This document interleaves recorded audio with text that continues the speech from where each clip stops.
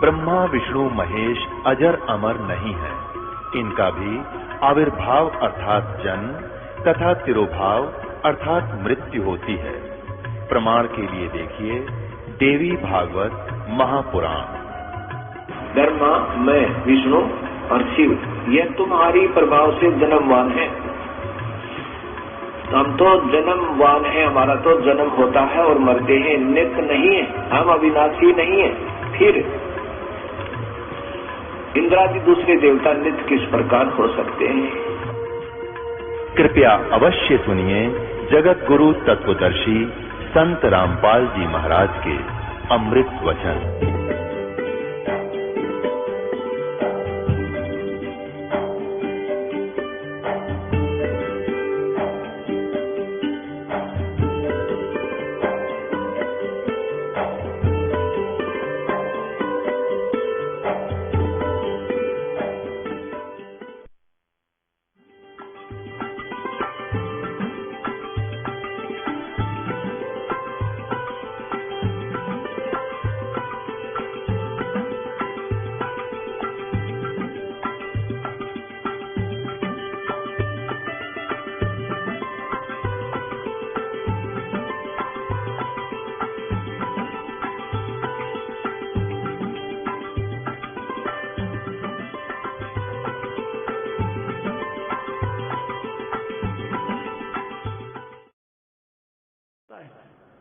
कहते हैं 12 कोट यम किंकर जहां, वहां एक नाम की खैड़, एक श्वास का सिमरण कर देने का उनका ऐसी टक्कर, खैड़ माने टक्कर, जैसे टक्कर मार दी तगड़े व्यक्ति निर्बोध आदमी दूर जाकर पड़ा है पशु, तो ऐसे कहते एक नाम के श्वास के सिमरण की जो टक्कर होगी, जो चोट होगी, वह उन 12 करोड़ में फालतू रहेगी।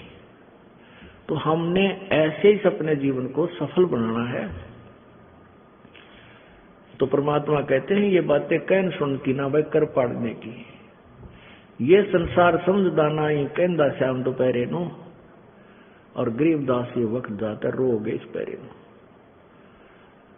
अब हम उपासना करते हैं, ये झूठे सुख को सुख मान बैठे, हम इसी में आसक्त हैं। तो इसको हम दोपहर को सुख, दोपहर जून के महीने की दोपहर यानी 12 बजे दिन के, और ये अक्षेत्र हरियाणा का, और इसमें भी जो कहता है कि मैं बिल्कुल कोई धूप मुझे नहीं लग रही, आनंद हो रहे हैं, कहीं गिरा पड़ा तो शराबी है, नशे में है, वो स्वस्थ दिमाग का आदमी नहीं बोल सकता। जब तक हमें भी नशा था अर्थात अज्ञान था, तब तक हम भी इन्हीं सुखों को सुख मान बैठे थे। अब हमारा वो अज्ञान हट गया, अब हमें ये वाणी परमात्मा की हृदय में छेद करती है, ये संसार समझदा नहीं कहंदा श्याम दोपहरे नू, यानी इस घोर दुख ने भी सुख माने बैठे, झूठे सुख को सुख है ये मान रहा मनमोद, और ये सकल चबीना काल का कुछ मुख में कुछ गोद। गीता जी अध्याय नंबर 11 के श्लोक नंबर 32 में कहता है गीता ज्ञानदाता, ये काल श्री कृष्ण के शरीर से निकलकर बाहर अपना असली रूप दिखा रहा है, और कहता मैं तो भाई सब न खाऊंगा, मैं नहीं छोड़ दूं किसी ने। गीता जी अध्याय नंबर 11 के श्लोक नंबर 21 में अर्जुन कहता परमात्मा आप तो देवताओं को भी खा रहे हो, ऋषियों को भी, और ये सिद्धों के समुदाय भी आपके आगे हाथ जोड़े खड़े हैं, मंगल स्तोत्र कर रहे हैं, और आप इनको भी नहीं बख्श रहे। तो 11वें अध्याय के 32वें श्लोक में कहता अर्जुन मैं तो काल हूं भाई, और सब न खाऊंगा, मैं ना छोड़ू, देवता न छोड़ू नहीं, ऋषियों को छोड़ू नहीं, और इन सब को खाऊंगा। तो परमात्मा भी यही कहते हैं कि इस झूठे सुख को सुख है तू मान रहा मनमोद, ये सकल चबीना काल का है, कुछ मुख में कुछ गोद, यानी जो खाली है वो तो गए मर गए, और जो बाकी बच रहे हैं उन्हें पाल रहा है जैसे गोदी में खिला रहा हो। तो परमात्मा कहते हैं तत्व ज्ञान के अभाव से ये प्राणी इस झूठे सुख को सुख मान बैठा है, इसलिए कहते हैं कि ये संसार समझदाना ही कहंदा श्याम दोपहरे नो, और गरीबदास ये वक्त जाता रोगे इस पैरे नो, ये समय जाता फिर रोया करोगे, फिर हाथ नहीं आओगा कुछ भी आपके। इस मनुष्य शरीर के रहते रहते अपने सर्व क्रियाओं को सुचारू करके अपना कल्याण करवाओ। बोलो सतगुरु जी। परम पिता परमात्मा पूर्ण ब्रह्म समृत साईं कबीर देव, कबीर साहब, कबीर अग्नि, कबीर अमितोदा, ये वो परमेश्वर है जिसने सर्व ब्रह्मांडों की रचना की, जो पूर्ण मोक्षदायक है, जो पाप नाशक है।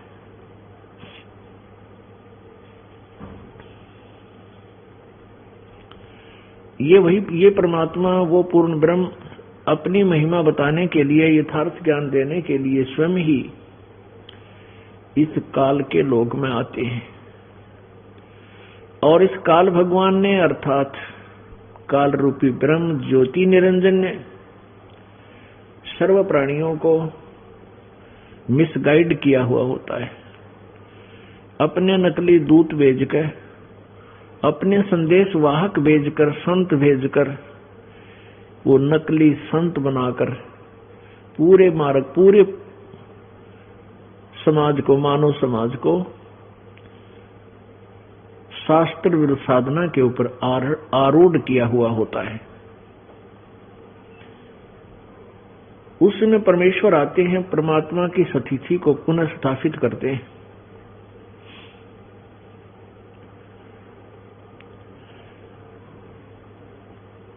वो परमात्मा कबीर देव है, कबीर साहब है, जो बनारस में जुलाहे की भूमिका करके और एक तत्वदर्शी संत की भूमिका करके अपनी समर्थता का प्रमाण देकर के वो परमात्मा सशरीर आए थे, सशरीर चले गए। क्योंकि ये परमात्मा है जो कभी मां से जन्म नहीं लेते, क्योंकि सभी प्राणियों के निर्माता, जन्मदाता यही है।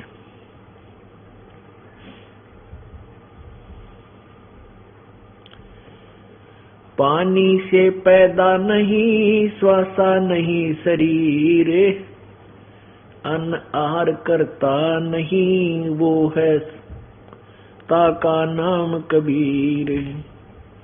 वो कबीर परमात्मा है, ना मां से पैदा हुआ, ना सतगुरु जननी जने जाके माने बाप,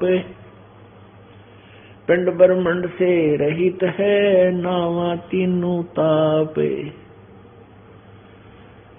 गरीबदास साहिब जी कह रहे हैं कि ना सतगुरु जननी जने, कबीर परमात्मा मां से जन्म नहीं हुआ उनका, उनके मां ने बाप, और पिंड ब्रह्मांड से रहित है, वो बाहर है, पिंड और ब्रह्मांड से पार सतलोक में रहता है, जहां ना तीनों ताप, जहां पर ये तीन ताप भी नहीं है, कोई कष्ट नहीं है। परमेश्वर कबीर जी ने आकर के अपनी महिमा आप ही बताई, यथार्थ ज्ञान से परिचित करवाया, और परमात्मा परमेश्वर जो लाभ साधक को देता है, वो साधक को लाभ परमेश्वर कबीर देव ने 600 वर्ष पहले अपनी हाजिरी में, अपनी उपस्थिति में वो सब करके दिखाया। उसी परमेश्वर कबीर जी की कृपा से आज वर्तमान में, उन्हीं की शक्ति से, वही जो परमात्मा लाभ देता अपने साधक को, आज भी वो प्रभु अपनी प्यारी संगत को दे रहा है। क्योंकि परमात्मा के गुण, परमात्मा की समर्थता में कहीं कभी परिवर्तन नहीं होता, ये कंस्टेंट रहती है,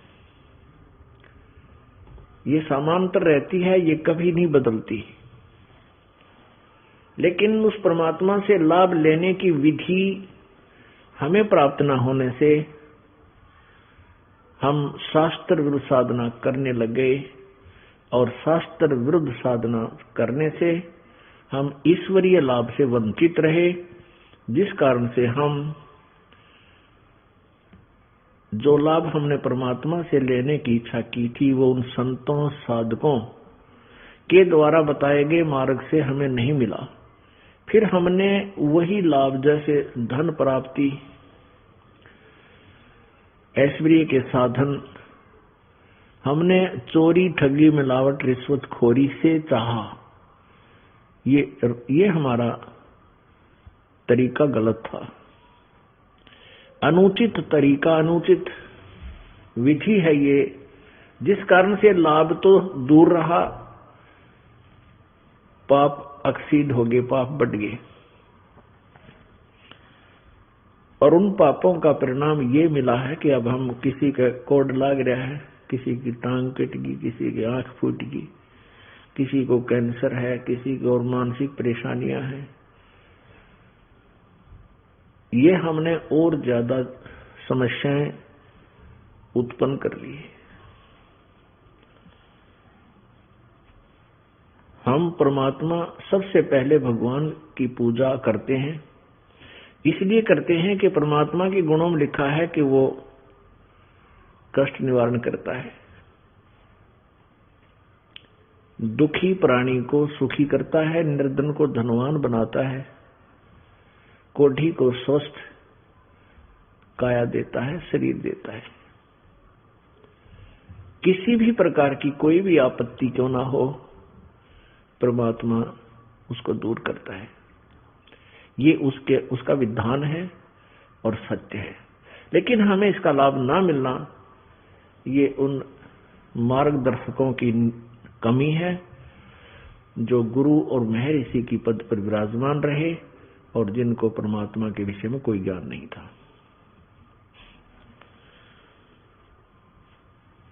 पुण्यात्माओं, वर्तमान में सब शिक्षित समाज है। यदि ये ज्ञान आज से 50 वर्ष पहले भी प्रारंभ होता तो अभी हम फेल हो जाते, क्योंकि परमात्मा स्वयं आए थे आज से 600 वर्ष पहले और 120 वर्ष यहां रह कर गए, यानी लगभग 400-450 वर्ष पहले तक परमात्मा ने अपना ज्ञान प्रचार किया। लेकिन उन पूर्ण परमात्मा, पूर्ण ब्रह्म समर्थ शक्ति को भी इन नकली गुरुओं और इनके स्वार्थी अनुयायियों ने उस भगवान के ज्ञान को जनता तक नहीं जाने दिया, यथार्थ ज्ञान को जो आज आपके पास पहुंच रहा है। उस समर्थ शक्ति को भी उन्होंने फेल कर दिया। अब ये शब्द ऑकवर्ड सा लगता है मुद्दास को कि उस समर्थ शक्ति को फेल तो नहीं कर सकते थे, नहीं कर सके, लेकिन शिक्षित समाज न होने के कारण वो प्यारी आत्माएं उस लाभ से वंचित रह गई और उन अज्ञानियों ने ये समझ लिया कि हम सफल हो गए। कबीर जी को आगे ना बढ़ने से, क्योंकि जितने भी शिष्य थे परमात्मा के 64 लाख शिष्य हुए थे और वो 64 लाख शिष्य ज्ञान से नहीं थे, क्योंकि परमात्मा ज्ञान कहते थे कि ब्रह्मा विष्णु महेश जी अविनाशी नहीं है, ये जन्म मृत्यु होता है और ये नाशवान है। इनकी माता दुर्गा है और पिता ये काल है, ज्योति निरंजन है। अन्य जो अज्ञानी ऋषि महर्षि ब्राह्मण जो गुरु पद पर होते हैं, वो ब्राह्मण वो कहते थे कि कबीर अशिक्षित है, ये संस्कृत भाषा नहीं जानता, इसलिए ये झूठ बोल रहा है कि ब्रह्मा विष्णु महेश नाशवान है। अब उन्होंने इस पॉइंट से फेल कर दिया भगवान को उस भोली जनता के सामने कि कबीर जी अशिक्षित अनपढ़ हैं और ये संस्कृत भाषा नहीं जानते इसलिए ये वेदों और गीता और पुराणों को कैसे समझ सकते हैं। हमारे पूर्वजों ने ये बात माननी पड़ी कि कबीर जी अशिक्षित हैं और सभी सदग्रंथ 18 पुराण, उपनिषद, पवित्र चारों वेद, पवित्र श्रीमद् भगवद गीता जी, ये सभी संस्कृत भाषा में लिपिबद्ध थी और परमात्मा वो संस्कृत भाषा में लिखे हुए ज्ञान को सिंपल लैंग्वेज में साधारण तौर पर बताते थे और कहते थे कि वो ये नाशवान है, अविनाशी नहीं है, ये समर्थ शक्ति नहीं है। पुण्यात्मा इस दृष्टिकोण से उन्होंने मालिक को फेल करने की चेष्टा की। उन्होंने अपनी तरफ से तो फेल कर दिया, लेकिन वो सफल होकर गए थे प्रभु। यदि उस समय परमात्मा ये अमृतवाणी ये नहीं ज्ञान देकर जाते, कबीर सागर वाली, कबीर साखियां, कबीर बीजक और कबीर दोहाली शब्दावली आदि जो परमात्मा की अमरवाणी है, तो आज हम प्रभु को पहचान नहीं सकते थे। क्योंकि जो परमात्मा ने 600 वर्ष पहले ज्ञान बोला था कि पुराणों में, वेदों में ऐसा लिखा है, आज हमें वो सब वेदों और गीता और पुराणों में विद्यमान मिला। इससे आत्मा को 100% विश्वास हो गया, 100% विश्वास हो गया कि कबीर इज गॉड, वो पूर्ण ब्रह्म, कबीर परमात्मा भगवान है, पूर्ण ब्रह्म है। जब उसको अशिक्षित कहने वाले लोग और स्वयं अपने आप को विद्वान कहलाने वालों ने गीता और वेदों को नहीं जाना और उस परमेश्वर ने जाना और उसी समय बताया, अब उसके लिए थोड़ा सा प्रमाण देना पड़ेगा। पुण्यात्माओं, प्रत्येक सत्संग में और प्रत्येक बार नए प्राणी आते हैं, बहुत से नए प्राणी आते हैं, और जो ब्रह्मा विष्णु महेश के पुजारी होते हैं, क्योंकि हम भी पहले ऐसे ही पूजाएं करते थे, तो उन व्यक्तियों को ये बात खटकेगी कि ये कैसे हो सकता है कि ब्रह्मा विष्णु महेश नाशवान है, हमने कभी देखा ना सुना ना पढ़ा। तो उनको अब वही पवित्र पुराण पढ़ाए जाएंगे ताकि वह विश्वास कर सके अपने परम पिता पर। अब देखिएगा पवित्र श्रीमद् देवी भागवत यानी देवी पुराण, ये है श्रीमद् देवी भागवत यानी देवी पुराण, गीता प्रेस गोरखपुर से प्रकाशित है।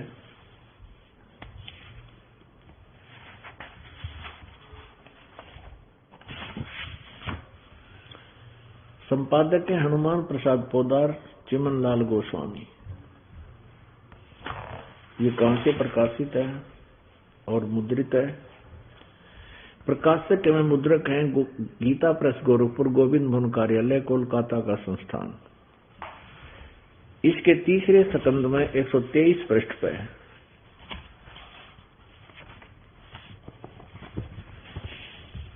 ये 123 पृष्ठ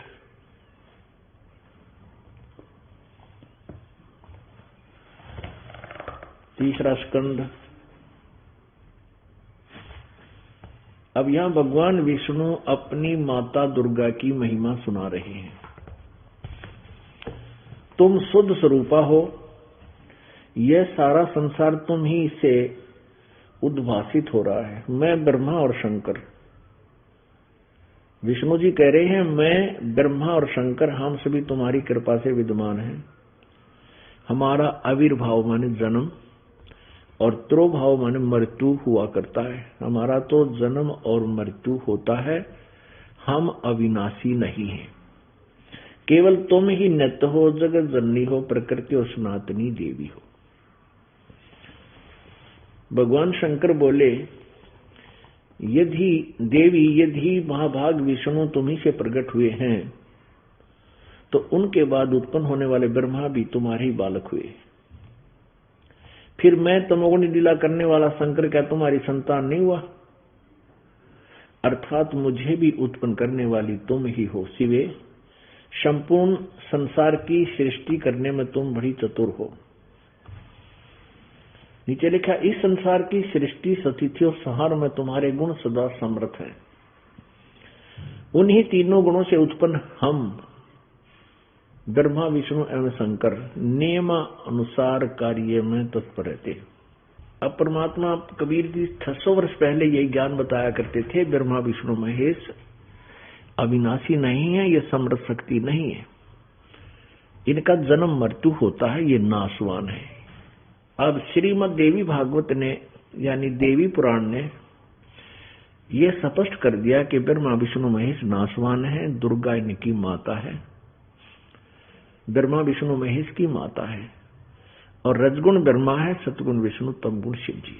और दूसरा ये भी सिद्ध कर दिया कि ये कहते हैं हमें तो जो आज्ञा मिलती है नियमित कार्य ही कर सकते हैं, जो हमें आदेश दिया जाता है उसमें हम कोई परिवर्तन फेरबदल नहीं कर सकते।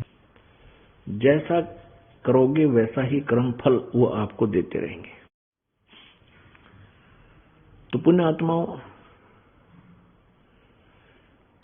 परमेश्वर ने स्वयं आकर के इस अमृत ज्ञान को 600 वर्ष पहले हमें बताया था। परमेश्वर कहते थे कि वेद मेरा भेद है, चारों वेद मेरा ही गुणगान करते, मेरी महिमा बताते, पर मैं ना वेदन के माही, और जौन वेद से मैं मिलूं वो वेद जानते नहीं।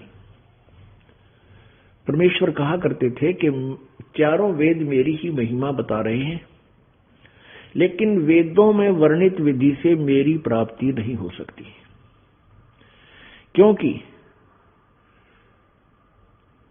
चारों वेद जो है वो ब्रह्म तक के साधना तो ब्रह्म तक की ही बताते हैं। जैसे यजुर्वेद अध्याय नंबर 40 के श्लोक नंबर 15 में वेद ज्ञान दाता ब्रह्म कह रहा है कि मुझ ब्रह्म का केवल एक ओम मंत्र है। ओम कर्तु समर, किलबे समर और कर्तुम समर, मेरा एक ओम नाम है।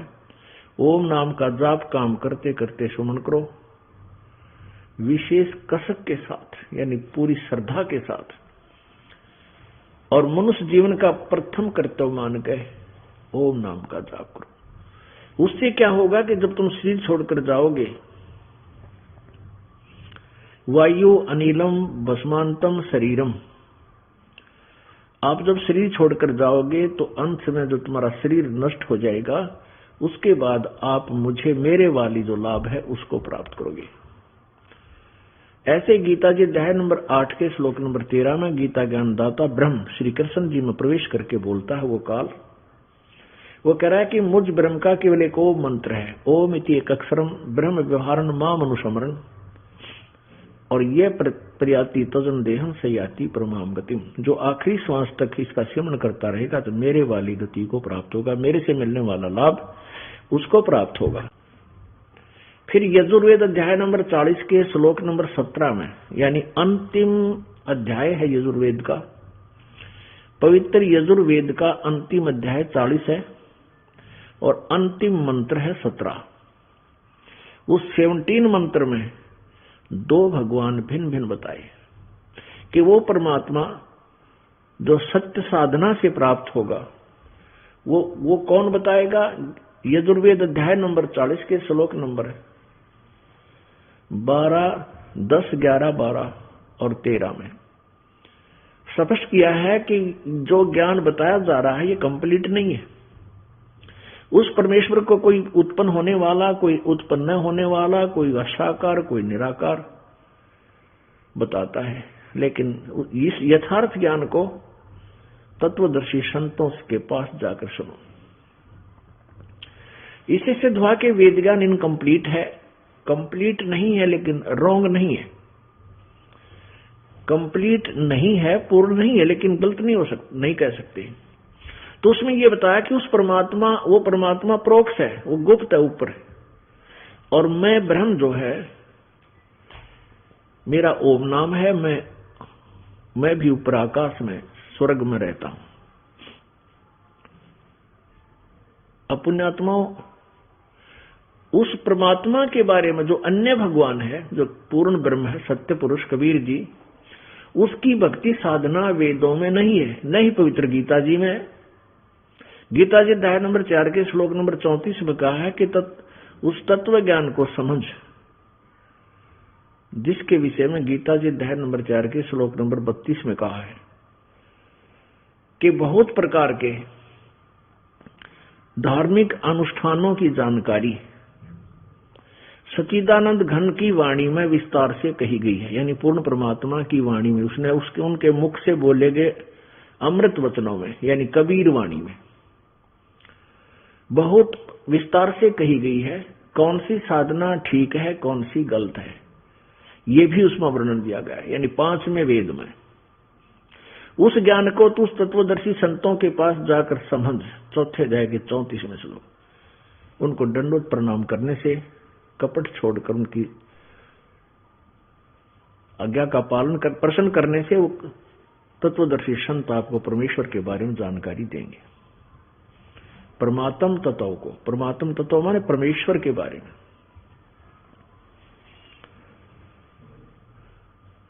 अब इससे सिद्ध है कि गीता जी का ज्ञान इनकम्प्लीट है।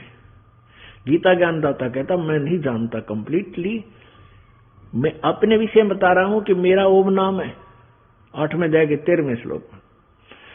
और फिर कहता है कि पूर्ण मोक्ष तुझे चाहिए, तो 8वें अध्याय के 18वें अध्याय के 62वें श्लोक में कहा कि सर्वभाव से उस परमेश्वर की शरण में जा,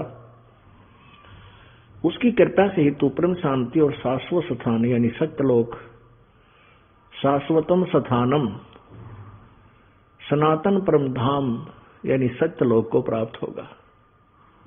गीता जी अध्याय नंबर 15 के श्लोक नंबर 4 में कहा है कि जब तत्वदर्शी संत तुझे मिल जाए, उसके पश्चात उस परमेश्वर के परम पद की खोज करनी चाहिए, जहां जाने के बाद साधक फिर लौटकर कभी संसार में नहीं आते, यानी उनका पूर्ण मोक्ष हो जाता है। और जिस परमेश्वर ने सब ब्रह्मांडों की रचना की है, तो उस परमात्मा के पाने की विधि क्या है, गीता जी में वर्णित नहीं है। गीता जी ना वेदों में वर्णित है। गीता जी अध्याय नंबर 17 के श्लोक नंबर 23 में कहा है, गीता जी अध्याय नंबर 17 के श्लोक 23 में कहा है कि ओम तत्सत इति निर्देश है ब्रह्मण त्रिवेद समर्थ है। ब्रह्मण माने पूर्ण परमात्मा का, सच्चिदानंद घन का, की प्राप्ति का। ओम तत्सत केवल ये 3 मंत्र का जाप और 3 विधि से ही इसका सेवन होता है। इसका ही निर्देश है। निर्देश माने फाइनल फैसला, डायरेक्शन, और कुछ नहीं है। तो इसमें क्या है कि ओम तो सीधा ही गीता जी वाला जो 8वें अध्याय के 13वें श्लोक में अपने बारे में बताया ब्रह्म ने, ये तो ब्रह्म का जाप है। और तत् और सत्य ये सांकेतिक हैं, गुप्त हैं, ये दास बताएगा और कोई नहीं बता सकता, और ना कोई अधिकारी है। जैसे इस दास से नाम उपदेश प्राप्त करके कोई नकली व्यक्ति कर्महीन अपने भी कर्म बिगाड़ा और दूसरों ने बर्बाद करना चाहे तो वो नाम भी दे देगा, ये उससे कोई लाभ नहीं होगा। क्योंकि जिनको सतनाम मिल गया है उनको ये पता लग गया है ये कौन सा मंत्र है, जिनको सारनाम मिल गया है उनको भी पता है वो तीसरा मंत्र सत्य कौन है। तो ओम तो स्पष्ट है, तत् और सत्य सांकेतिक है, गुप्त है। ओम और तत् 2 अक्षर मिलकर, एक ओम अक्षर एक तत् अक्षर, ये सांकेतिक और मंत्र है। इन दोनों का मेल होने से ये सतनाम बन जाता है, सच्चा नाम। और फिर तीसरा मंत्र, ये जो तत् मंत्र है, तत् ये और मंत्र है। ये तत् मंत्र जो है ये परब्रह्म का जाप है, और सत मंत्र ये पूर्ण ब्रह्म का जाप है। ओम तत् सत, सत जो है ये सार नाम है। तो कहने का भाव यह है कि परमात्मा की वो वाणी आज सिद्ध हो रही है कि वेद मेरा भेद है, मैं ना मिलो वेदन के माही, अर्जुन वेद से मैं मिलूं वो वेद जानते नहीं। अब वेद मेरा ही भेद कर रहे हैं, और लेकिन जिस विधि से मेरी प्राप्ति होगी वो वेदों में वर्णित नहीं है। जिस वेद से, यानी जो ज्ञान 5वां वेद है, मैं मिलूं, उनका वेदों में वर्णन नहीं है।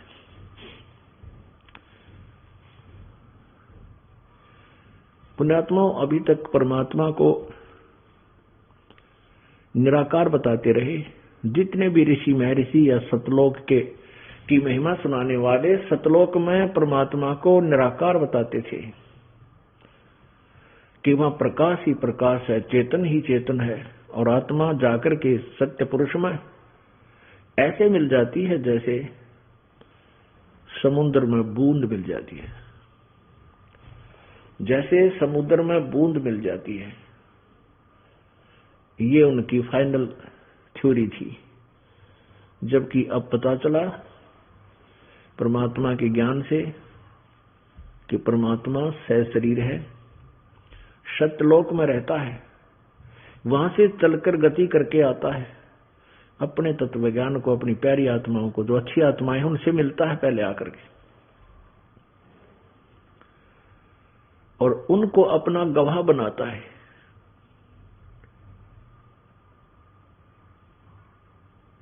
ऐसे ही परमेश्वर कबीर देव जी वो पूर्ण ब्रह्म आए हैं और इस कलयुग के अंदर अपनी प्यारी आत्माओं को मिले। आदरणीय धर्मदास साहिब जी को मिले, आदरणीय मलुकदास साहिब जी को मिले, आदरणीय दादू साहिब जी को मिले, आदरणीय गरीबदास साहिब जी को मिले, आदरणीय नानक साहिब जी को मिले, आदरणीय गीसा साहिब जी को मिले, और आदरणीय महर्षि रामानंद जी को मिले। और इन सभी को अपनी सचिति से परिचित करवाया, सतलोक के दर्शन करवाए। सचखंड और सतलोक में जहां ये स्वयं रहते हैं प्रभु, वो सच्चा स्थान दिखाया, शाश्वतम स्थानम, सनातन परम धाम दिखाया। परमेश्वर का वो परम पद दिखलाया जहां जाने के बाद फिर लौटकर संसार में प्राणी नहीं आते। तो उन महापुरुषों ने फिर आंखों देखा उस परमेश्वर की महिमा का कलम तोड़ वर्णन किया, जो उनकी अमृतवाणी रूपी एफिडेविट के अंदर लिपिबद्ध है, कलमबद्ध किया गया है। पुण्यात्मा सदग्रंथ बोले और आंखें देखी संत कहे, फिर कसर कौन सी रहेगी? फिर डाउट क्या रह गया कि भगवान कौन है, और फिर वो मिलता कैसे है? वही वेद बतावे, और वही जिन परमात्मा पाया वो संत बता रहे हैं, उनकी अमृतवाणी आज गवाही दे रही है कि ये मंत्र है जिसे भगवान मिलता है। और उस मंत्र को आज तक किसी भी संत ने नहीं दिया, किसी भी पंथ में नहीं है वो मंत्र, जो सरजीवन बूटी है, जिससे मोक्ष होना है। ना कबीर पंथ में है, ना अन्य किसी पंथ में है, किसी भी पंथ में नहीं है, इंक्लूडिंग कबीर पंथ, इस दास के अतिरिक्त।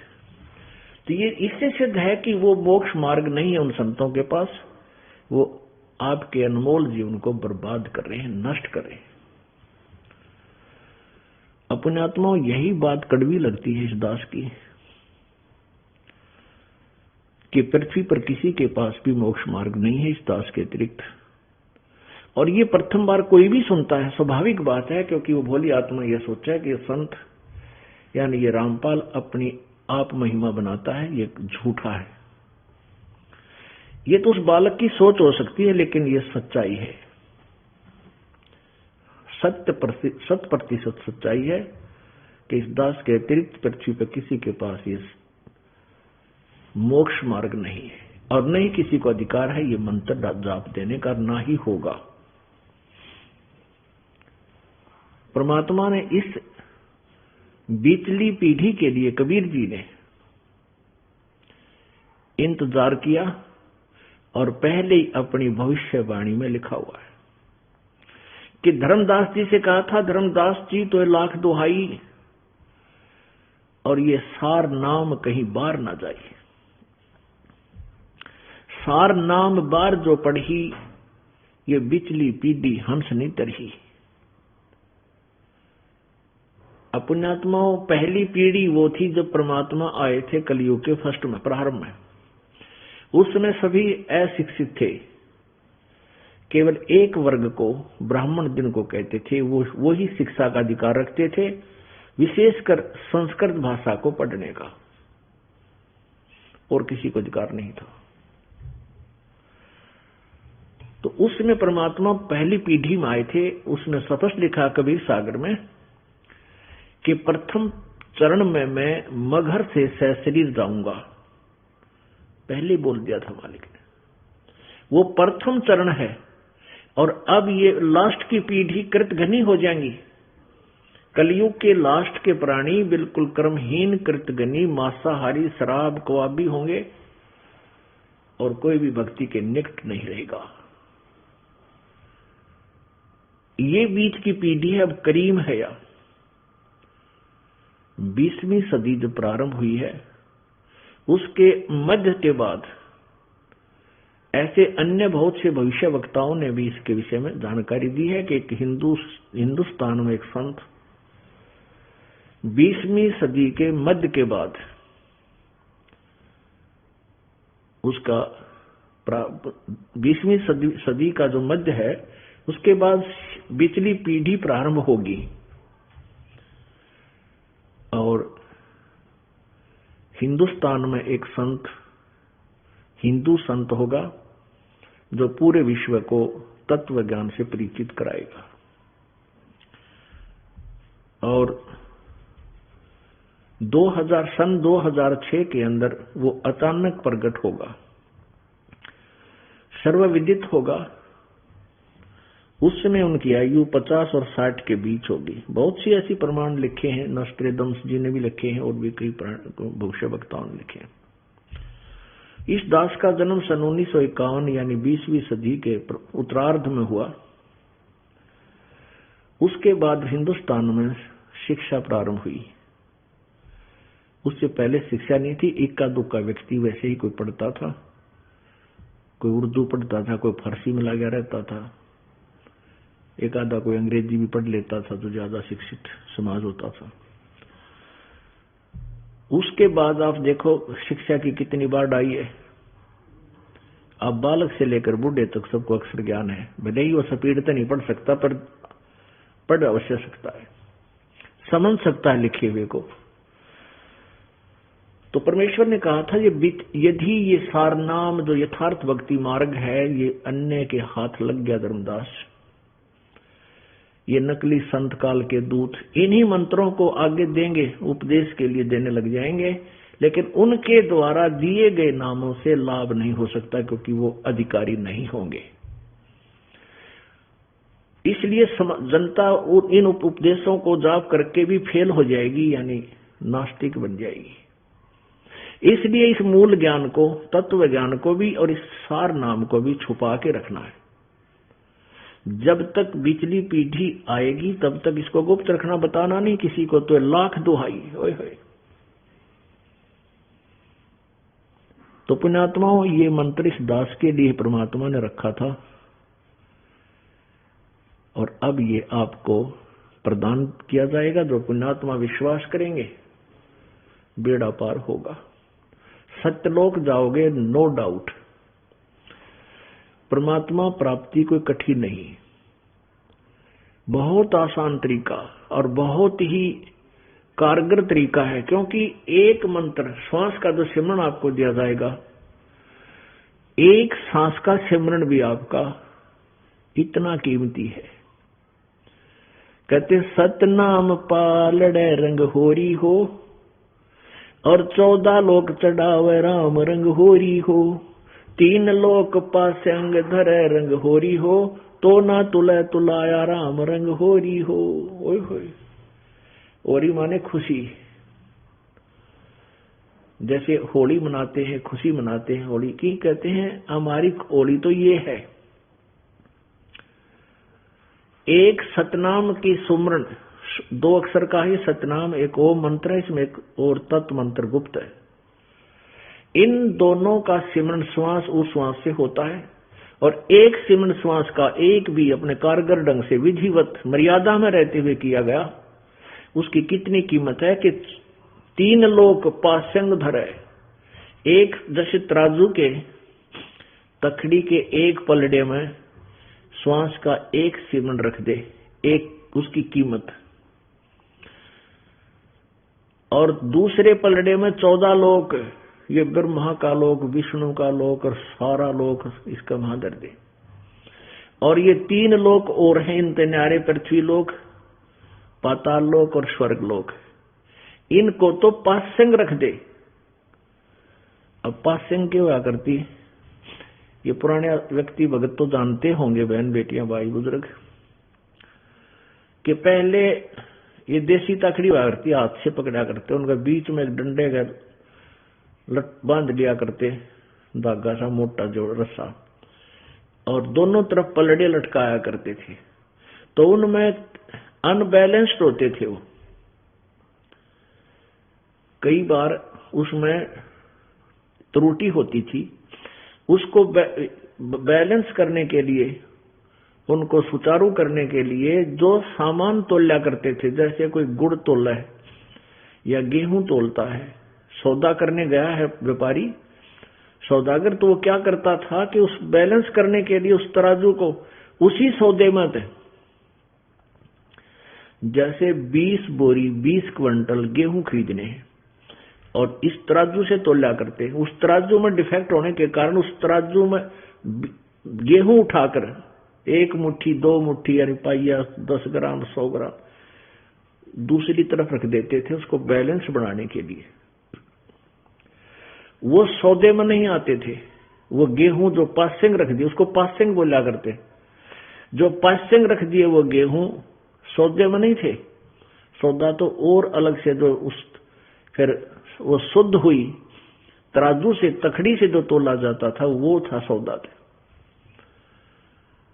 अब भक्ति रूपी सौदा करने के लिए परमात्मा कहते हैं, जो एक सतनाम का सिमरन तुम्हें दिया है, सच्चे ढंग से पूर्ण सम से प्राप्त करके ये काम करेगा, उसकी एक सिमरन की कमाई तराजू के एक तरफ, और ये 3 लोग इनको पासंग रख दे, यानी इनकी तो गिनती है को ना, और 14 लोग चढ़ावे राम रंग होरी हो, 3 लोक पासंग धरे रंग होरी हो, तो ना तुले तुलाया राम रंग होरी हो। इतनी कीमत का नाम आपको दिया जाएगा। परमात्मा पाना कठिन नहीं, इतना आसानी से आपकी कमाई बन जाएगी। देखना कितना सिमरन करते हो आप और आपकी कितनी कमाई बनेगी। हम परमात्मा प्राप्ति भक्ति की शक्ति से करेंगे।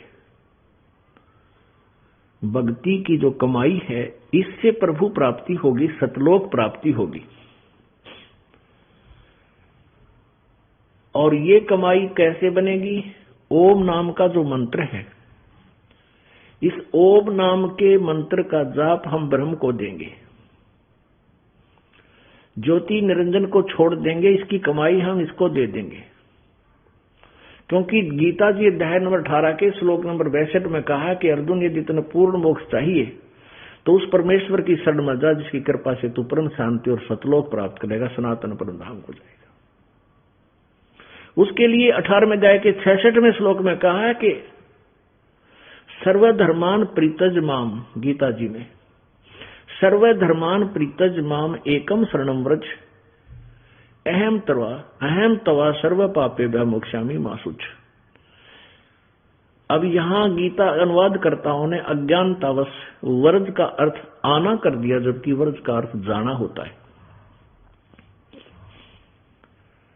जैसे अंग्रेजी का शब्द गो माने जाना होता है, तो उसका अर्थ कोई आना करता है तो व्यक्ति वो गलती कर रहा है।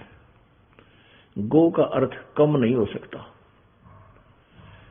अब ये अज्ञानतावश इन्होंने व्रज माने जाना कर दिया, आना कर दिया, जब ये व्रज माने जाना होता है। इन्होंने क्या किया है कि तू सभी धार्मिक कर्मों को छोड़कर मेरी शरण में आ जा। अब उसकी शरण में तो खड़ा था, वो तो ज्ञान दे रहा है काल। उसका अर्थ ये बनता है सर्वधर्मान परितज माम, मेरे सतर की यानी ओम नाम की कमाई और ये यज्ञ 5 इनकी कमाई जो साधना है, ये भक्ति धन मुझे छोड़ दे। हम क्या करते थे? ओम नाम का जाप करते रहे ऋषि महर्षि, और उसकी कमाई स्वर्ग में जाकर खाते रहे देवता बनकर। उसके बाद हम 84 लाख योनियों में गिर जाते अपनी पुण्य कमाई बर्बाद करके। अब हम इसको वेस्ट नहीं करेंगे, हम इस भक्ति को खराब नहीं करेंगे। ओम नाम के जाप की कमाई यानी भक्ति बल, भक्ति की शक्ति हम किसको देंगे? काल को दे देंगे, ब्रह्म को देंगे। जैसा ये कह ही रहा है कि सर्वधर्मान प्रीतज माम, सब मेरे सतर की जो पूजा है मुझ में छोड़, एकम शरणम व्रज, एकम माने अद्वितीय, जिसके बराबर दूसरा ना हो, उस परमेश्वर यानी सर्वशक्तिमान की शरण में जा। व्रज माने जा। और तब मैं अहम तवा सर्व पापे भ्यामोक्षामि, फिर मैं तुझे सब पापों से मुक्त कर दूंगा। मां शुच, तो चिंतित ना हो। क्योंकि अर्जुन सुनता आ रहा है गीता जी के ज्ञान को, और कह रहा है, ब्रह्म भी कह रहा है कि गीता ज्ञानदाता कहता है अर्जुन तेरी भी मृत्यु होगी, मेरी भी होगी। वो परमात्मा कोई और है, तो उसके लिए कह रहा है कि तूने यदि पूर्ण मोक्ष चाहिए तो उस तत्वदर्शी संतों की खोज कर, उनसे भक्ति विधि प्राप्त कर। उसके बाद जो ओम नाम की कमाई है वो मुझे छोड़, मेरी दे जा। फिर हम क्या करेंगे? ओम नाम के मंत्र की जो कमाई होगी काल को दे देंगे। इसके प्रतिफल में ना या देवता बनाएंगे, ना इसके स्वर्ग रूपी होटल में हमने मौज मस्ती मारनी। हमने नहीं चाहिए ये कमाई, वो स्वर्ग नहीं चाहिए। तो फिर ये हम इसका ऋण उतार देंगे, हमारे ऊपर कर्ज है इसका कर्जा देंगे। पुण्यात्माओं, आप विमान में बैठकर जाते हैं और दिल्ली से बंबई 1500-1600 किलोमीटर है, वहां से वहां तक लगभग एक साइड का 7000 रुपये किराया है। उस जहाज में अच्छी चाय मिलेगी, उस हवाई जहाज के अंदर ही आपको भोजन मिलेगा। शाम का समय होगा या सुबह का होगा, दोपहर का, और प्रत्येक सुविधा होगी और जहाज आपको वहां छोड़ देगा। अब पुण्यात्माओं, 1500 किलोमीटर सफर में 7000 रुपये देने पड़े। और ये पृथ्वी जो है ये जहाज की तरह ऐसे ही सफर कर रही है। ये पृथ्वी स्वयं बहुत तेजी से चल रही है, जैसे वायुयान चलता है। और ये पृथ्वी काल भगवान की है, इसने तप करके प्राप्त कर रखी है। और हम अपनी नालायकीता इसके साथ इसके ब्रह्मांडों में आगे, उस समय हमारी पुण्य कमाई हमारे साथ थी, उसके लिए इसने हमें स्वर्ग में रखा, ऊपर के लोकों में, अपने होटल में। और फिर इसने अपना वो ब्याज समेत वो लेना शुरू किया ऋण, और कहा तुम्हारे ऊपर कर्जा है मेरा, ये तुम्हारी पूंजी खत्म होगी, चलो पृथ्वी लोक पे। अब यहां है तो यहां सारी सुविधाएं इसने दे रखी है, सुंदर आहार दे रखा है, शीतल वायु बह रही है, बड़ा सुंदर जल, मीठा जल, झरने बह रहे हैं, पृथ्वी में जल दे रखा है, काजू किस्मत सेब संतरे, ये सब मेवा और फल आपको प्राप्त करवा रखे। खाओ पियो मौज करो, और उसका सब का अकाउंट आपके ऋण में लिखता रहता है। और फिर साधना बता दी है कि ब्रह्म मेरा ओम नाम है, इसकी जाप करो। उसके साथ साथ फिर इसने भ्रमित करने के लिए और भी बहुत सी साधनाएं बता दी, जिससे सिद्धियां आ जाती हैं। तो हम क्या करते रहे? अपने ओम नाम का जाप करते थे। पहले सभी एक ही साधना करते थे, एक जैसी। ये तो बिजली गिरी है कलयुग में, जितने मुंह उतने मंत्र, जितने संत उतने मंत्र, उतने ही जाप, उतना ही ज्ञान अलग अलग। काल ने करवाना था कि अब ये बिजली पीढ़ी का समय होगा और परमेश्वर आएंगे। अब परमेश्वर ने खुद कहा है कि 12वां पंथ जो गरीबदास जी का पंथ है, कबीर पंथों में गिना जाता है, उसमें आगे चलकर मैं ही आऊंगा और सब पंथों को नष्ट करके एक ही पंथ चलाएंगे। तो अब ये सभी पंथ नष्ट हो जाएंगे, क्योंकि उनके सबके ज्ञान की सतीथि आपके सामने प्रकट कर दी गई है। वो क्या नाम देते हैं, क्या जाप बताते हैं, क्या उसे उपलब्धि होगी। तो जो प्रसंग चल रहा है कि काल ने क्या किया है कि हम यहाँ साधना करते रहे, ओम नाम के जाप की कमाई, यज्ञ धर्म करते पुण्य स्वर्ग में, और जो ओम नाम की कमाई महास्वर्ग में यानी ब्रह्मलोक में, उसके बाद नरक में, क्योंकि यहाँ दोनों भोग भोगने पड़ते हैं, पुण्य भी और पाप भी। जब तक पूर्ण परमात्मा कबीर जी की साधना हमें पूर्ण संत से नहीं मिलती, तब तक पाप नष्ट नहीं होते, वो पाप भोगने पड़ते हैं। तो हम क्या करते रहे, अपने पुण्यों को स्वर्ग महास्वर्ग में समाप्त करते, पाप नरक में, फिर 84 लाख योनियों में धक्के खाते रहे। अब हम क्या, ये खुद कहता है सर्वधर्मान प्रीतज माम 18वें अध्याय के 66वें श्लोक में श्रीमद् भगवत गीता में, सभी मेरे सतर की पूजा मेरे को छोड़ दे, उसे एक सर्वशक्तिमान की शरण में जा, उसकी कृपा से तू परम शांति और शाश्वत स्थान सतलोक को प्राप्त होगा, सनातन परम धाम को प्राप्त हो जाएगा। फिर क्या कहता है, सर्वधर्मान प्रीतज माम एकम शरणम व्रज अहम तवा सर्व पापेभ्यः मोक्षामि मा शुच।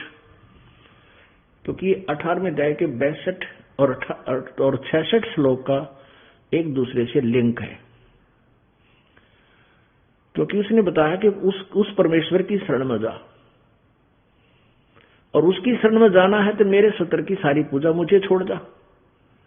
इसलिए इन दोनों का लिंक है एक दूसरे के साथ। फिर मैं तुझे सब पापों से मोक्ष कर दूंगा, अर्थात तेरे को गधे कुत्ते सूअर आदि की योनियों में के लिए मैं यहां रोकूंगा नहीं, तुझे मोक्ष कर दूंगा। तो पुण्यात्माओं, हम फिर जो तत्नाम है, दूसरे मंत्र की जो कमाई सतनाम के साथ जो होती है श्वास से, उसकी कमाई हम देंगे परब्रह्म को, अक्षर पुरुष को, उसके साथ शंख नील पद्म शंख इन ब्रह्मांडों को पार करते हुए जाना है, उसका वो टैक्स कराया होगा। और तीसरा जो सतनाम है, जो तीसरा नाम है सत, जो सार नाम है, वो भक्ति, वो शक्ति हमें यहां से इन सभी लोगों को पार भी करावेगी, और वो कमाई हमें सतलोक के अंदर स्थायी स्थान प्राप्त करवाएगी।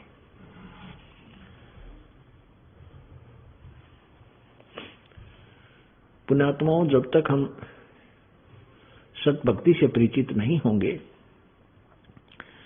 तब तक हम ऐसे ही भ्रमते रहेंगे और इस काल के जाल में फंसे रहेंगे, काल का दाव लगा रहेगा। अब उस परमात्मा की भक्ति ना करके जो हम अन्य देवताओं की पूजाएं करते हैं,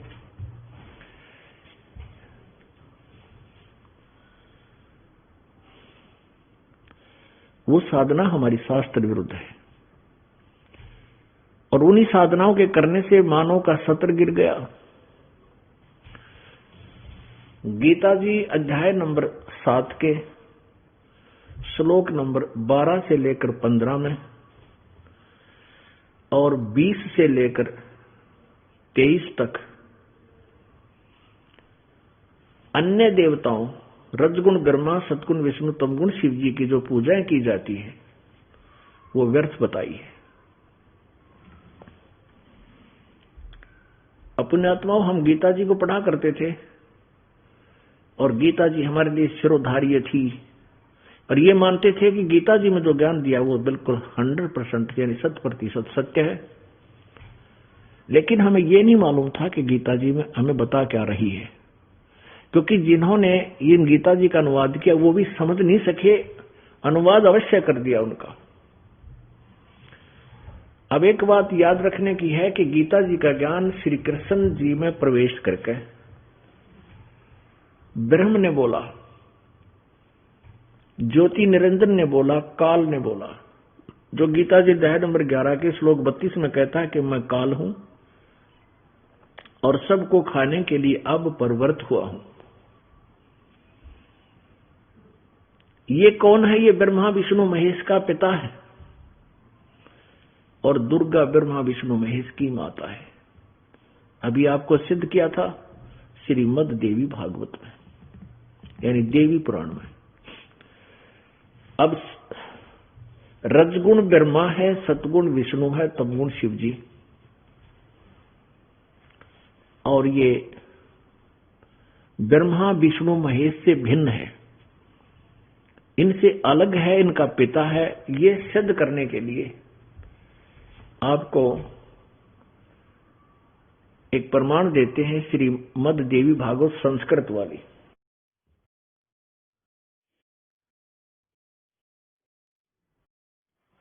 पुण्यात्माओं, परमात्मा की भक्ति तो बिल्कुल सिंपल सी है, साधारण सी। उसको काम करते करते श्रवण करो, चलते फिरते श्रवण करो, बस में सफर करो उसमें कर लो, ट्रेन में बैठे जाओ वहां कर लो, लेट के कर लो, अपना काम कर रहे हो। जैसे जो मानसिक काम नहीं है, जिनको मजदूर है, किसान है, और भी जैसे कोई शॉपकीपर दुकानदार है, वो बैठ के अपना काम करते करते भी मालिक याद कर सकता है।